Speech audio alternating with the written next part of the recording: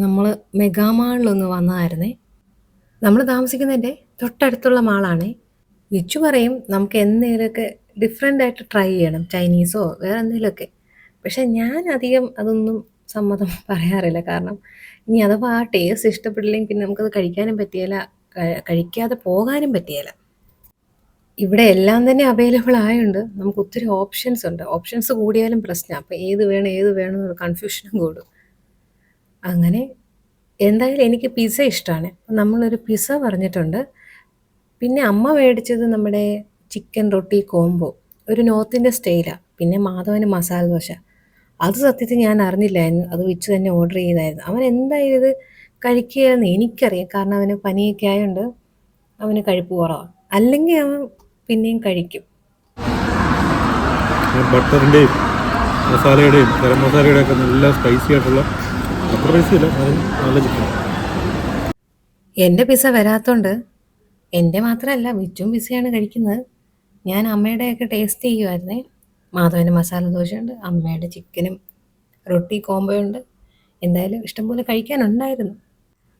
Pizza എനിക്ക് ഭയങ്കര ഇഷ്ടമാണ്. എന്താണെന്ന് അറിയത്തില്ല, ഭയങ്കര ഇഷ്ടം. എല്ലാവർക്കും ഇഷ്ടമാണല്ലോ. അപ്പോഴത്തേനും പിസ്സ വന്നു. അമ്മയുടെ ഫുഡും മാധവൻ്റെ മസാല ദോശയും എല്ലാം കൂടെ ആയപ്പോഴത്തേനും പിസ്സ കഴിക്കാനുള്ള ഇടയും ഇല്ല.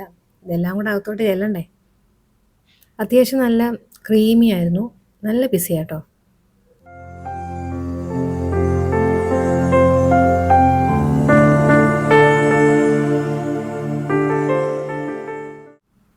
പിസ്സ കഴിക്കാൻ തുടങ്ങിക്കഴിഞ്ഞാൽ പിന്നെ കഴിച്ചുകൊണ്ടേയിരിക്കും. വിച്ചു പിന്നെ അതിനിടയ്ക്ക് ഒരു മസാല ചായയും കൂടെ പറഞ്ഞേ. ഞാൻ പറഞ്ഞിട്ടില്ല, എനിക്കിഷ്ടമല്ല മസാല ചായ.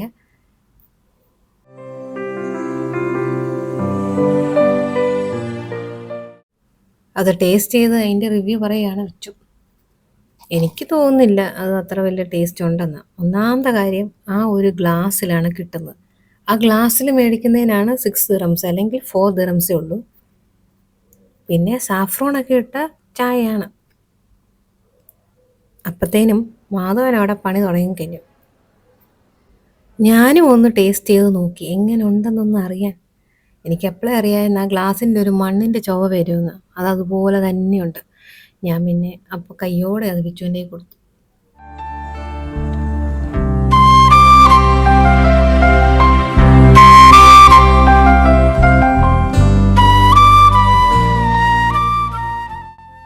മാധവൻ എന്ത് കണ്ടിട്ടാണ് ദേഷ്യപ്പെടുന്നതെന്ന് ആർക്കറിയാം. എന്തായാലും വീട്ടിൽ നിന്ന് ഇറങ്ങുമ്പോൾ നല്ല സന്തോഷമാണ്. പക്ഷെ പോകുമ്പം മിക്കപ്പോഴും ഇതാണ് അവസ്ഥ. എന്തെങ്കിലും കണ്ടിട്ട് അവൻ ട്രിഗറാവും. അങ്ങനെ നമ്മൾ ഫുഡൊക്കെ കഴിച്ചിട്ട് പോവുകയാണ്. ഒരു 7 മണിയൊക്കെ ആയിട്ടേ ഉള്ളൂ. അതുകൊണ്ടാണ് ഫുഡ് കോർട്ടിൽ വലിയ തിരക്കില്ലാത്തത്. അല്ലേ നമുക്ക് ഇരിക്കാൻ പോലും സ്പേസ് കാണത്തില്ല. അതുകൊണ്ട് നമ്മൾ നേരത്തെ ഇറങ്ങിയതാണ്.